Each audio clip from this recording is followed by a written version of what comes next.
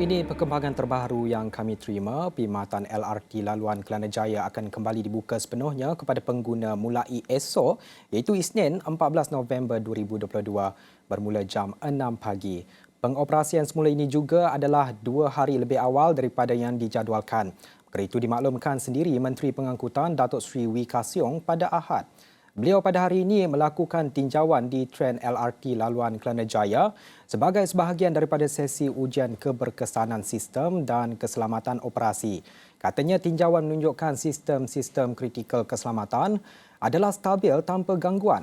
Namun jelas beliau lagi pemantauan oleh pakar teknikal, Rapid Rail dan juga pihak OEM akan diteruskan bagi memastikan kelancaran sistem yang berterusan. Telah meminta prasarana untuk terus menyediakan bas-bas perantara di stesen-stesen hotspot sebagai langkah persediaan, kata beliau dalam kenyataan itu. Seperti yang telah beliau sebutkan, yang mana pada sidang media pada 11 November lalu, beliau telah meminta pengurusan prasarana untuk mempercepatkan proses penggantian sistem ATC yang baharu agar masalah seperti ini tidak berulang lagi. Kepada pengguna yang terjejas, kata beliau, pampasan tiket selama 7 hari akan diberikan walaupun perberhentian perkhidmatan selama 5 hari. Beliau turut berharap pembukaan ini dapat memberi kelegaan kepada pengguna pengangkutan awam di Lembah Kelang untuk ulang alik ke tempat kerja dan untuk menjalankan aktiviti harian.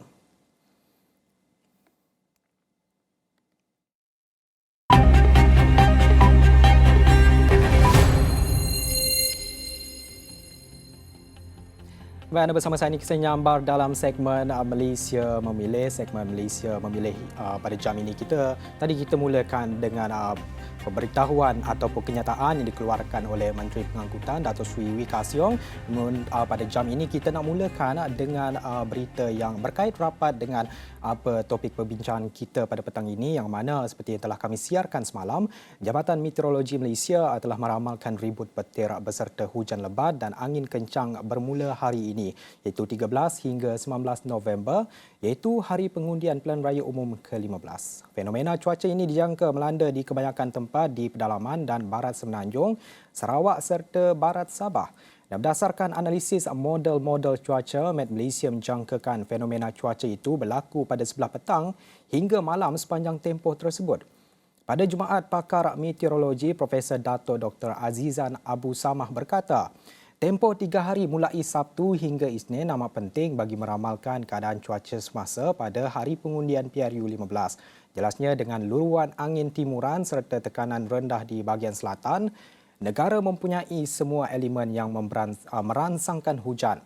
Terdahulu, Met Malaysia meramalkan monsun timur laut mula melanda negara pada pertengahan November dan berterusan sehingga Mac depan. Dan pada jam ini kita nak perluaskan lagi bagaimana impak banjir ini kepada situasi yang berlaku dalam negara kita, yang mana kita tahu pada masa kini kita berada dalam tempoh ataupun fasa PRU ke-15, Pilihan Raya Umum ke-15, yang mana kita tahu juga beberapa hari lagi menjelangnya hari pengundian, iaitu pada 19 November 2022. Namun kita nak melihat lebih jauh apa jangkaan jika banjir ini terus memburuk ketika kempen dan PRU 15 ini, yang mana kita juga tahu setakat ini belum ada lagi SOP yang dikeluarkan khusus bagi menghadapi banjir. Jadi apa yang dapat dilakukan dan juga dapat dijangkakan dalam tempoh yang kita boleh sifatkan tempoh sangat sukar ini, yang mana kita tahu ia akan memberi impak bukan sahaja kepada rakyat tetapi juga perjalanan PRU ke-15. Dan pada jam ini kita nak bersama dengan penulis buku Pilihan Raya Demokrasi Malaysia, Dr. G. Manimaran. Dalam talian, Dr. G, terima kasih kerana menyertai kita pada jam ini. Terima kasih. Bagaimana keadaan di Tampang Paru? Kalau kita lihat sekarang ni kami di Pusat Penyiaran Asia ini juga tidak henti-henti digenangi dengan hujan yang bermula ataupun telah berlangsung sejak dari awal hari ini juga berterusan sehingga ke sekarang, di mana di sana bagaimana pula sekarang ini, dan kita nak relatekan ataupun bagaimana kita nak jangkakan berkenaan dengan PRU ke-15 ini, khususnya impak hujan ataupun banjir ini, yang mana kita tahu 6 negeri telah pun menghadapi banjir ketika ini, Dr. G. Sekali lagi, saya pun berada di Perak dalam keadaan hujan lebat. Sejak pukul 3 tengah hari tadi. Nampaknya hampir tiap hari keadaan hujan ini berterusan. Dia telah memberi kesan kepada parti-parti politik dalam proses untuk mengadakan kempen, bertemu dengan para pengundi dan pemilih dan sebagainya. Apa yang penting ialah saya rasa kalau hujan keadaan berterusan, saya rasa dia akan memberi impak dalam peratusan untuk orang keluar mengundi. Saya kalau kalau keadaan banjir diakibatkan oleh musim tengkujuh ini yang diramalkan berterusan sehingga minggu depan, kalau banjir bertambah buruk, I think SPR kena mengambil, sebab SPR yang ada kuasa untuk memberi pandangan kepada kerajaan untuk membawa kepada yang di Pertuan Agong dalam menentukan sama ada reda darurat itu boleh dipanggil. Tapi saya rasa dalam sehari dua ni kita dapat melihat sama ada banjir akan keadaan kenaikan air itu akan memberi impak kepada banjir yang lebih teruk ya. Dan itu satu pihak di peringkat SPR Satu lagi di peringkat bukan SPR, iaitu badan-badan agensi yang terlibat dalam pengurusan banjir seperti NADMA dan agensi-agensi di peringkat negeri dalam menguruskan mangsa banjir untuk ditempatkan di PPPS. Kebanyakan PPS itu terdiri daripada sekolah juga ya. So saya melihat bahawa perlu ada pelan pengumuman awal untuk dimaklumkan sebagai satu SOP kepada semua pemerhang taruh yang terlibat. Saya rasa kita perlu ada satu SOP. Apakah plan A, plan tindakan B, plan B, sebab orang dah mula bertanya sama ada parti politik ataupun pemilih mula bertanya adakah pengundian itu akan ditangguhkan dan sebagainya.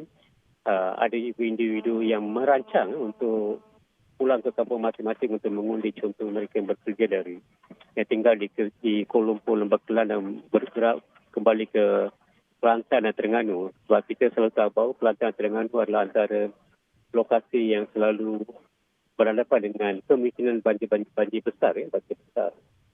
Daripada Selangor. So kita ada, saya rasa kita, pada pandangan saya, kita sama ada pihak berkuasa lah. Sama ada SPR ataupun Pertubuhan Kuasa Tempatan atau menggunakan JPM itu Jabatan Perdana Menteri, PM Pejabat Perdana Menteri. Saya rasa kita buat satu makluman rasmi, tindakan rasmi, SOP rasmi untuk semua pihak sama ada pengundian tentang kemungkinan hari mengundi. Saya kata SOP itu kena jelas. Satu pendirian keputusan kena dibuat awal supaya dia tidak mengganggu proses perjalanan orang keluar pergi mengundi.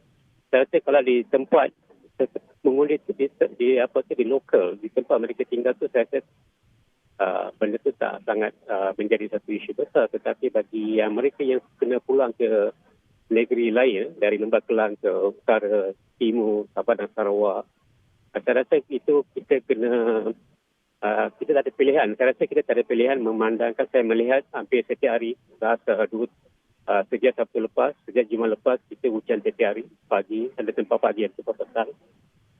Ada tempat naik air, semalam tempat saya di Bandar Baru Bangi, Lebuh Raya pun, yang tak pernah naik air pun naik air, banjir kilat. So saya melihat bahawa kita perlu ada satu ketetapan sama ada untuk meneruskan pengundian atau tidak dalam masa beberapa hari. Sebab kita tinggal lagi 5 hari sebelum kempen berakhir dan hari Sabtu itu hari mengundi. Dari segi ketetapan yang seperti Dr. G katakan tadi, kita juga nak bercakap berkenaan dengan persediaan dalam menjelang beberapa hari saja lagi, 5 hari saja lagi, iaitu pada hari pengundian 19 November ini. Adakah kesiapsiagaan dipercayai mencukupi untuk menampung segala keperluan sepanjang banjir ini, dan kita relatekan juga dengan bagaimana perkara ini dapat seperti yang Dr. G katakan tadi memberi kesan kepada ataupun impak kepada peratusan keluar mengundi. Sudah semestinya mereka yang terkesan di kawasan banjir itu pastinya tidak mungkin mereka memilih. Ada yang mungkin berani untuk beredah banjir, tapi ada juga yang mungkin tidak keluar mengundi kerana situasi yang mengganggu ataupun memberi kesan ataupun ancaman kepada keselamatan mereka ketika banjir ini. Tapi adakah kita lihat kerajaan perlu tampil dengan tindakan proaktif dalam memastikan PRU 15 ini berjalan dengan lancar, Dr. G? Ya, seperti yang saya sebutkan tadi, kita tak ada pilihan. Ya. Kita tinggal lagi 5 hari, tempoh kempen berakhir, dan 6 hari, hari ke-6 itu hari Sabtu kita akan promo.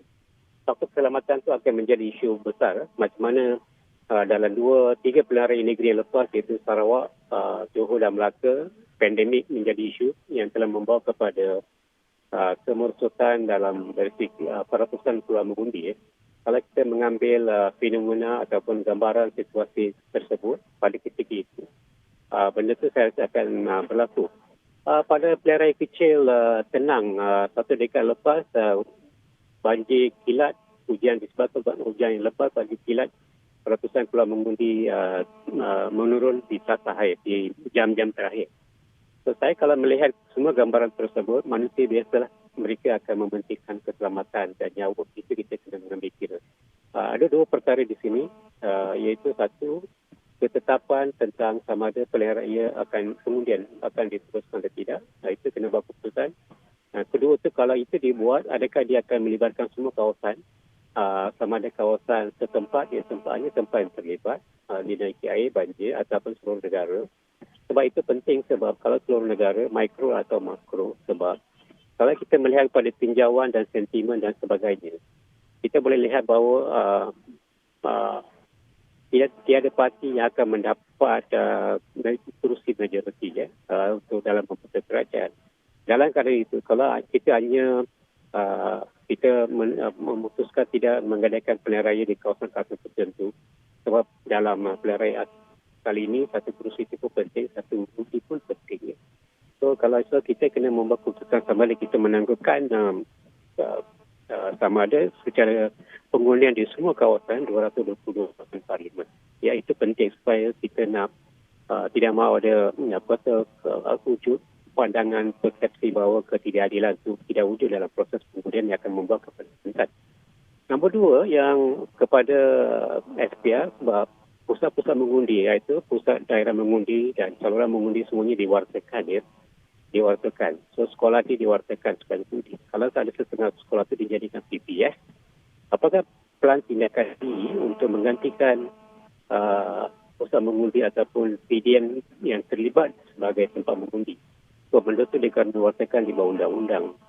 So, itu pun saya rasa SPR kena buat notis pemakluman awal supaya benda itu diwartakan, dan dari segi perundangan itu adalah sah dari tempat mengundi, dan bermaksud kita kena berlaku membantu mangsa banjir untuk tujuan PPS, untuk daerah mengundi. So SPR dan agensi-agensi yang berkaitan perlu ada satu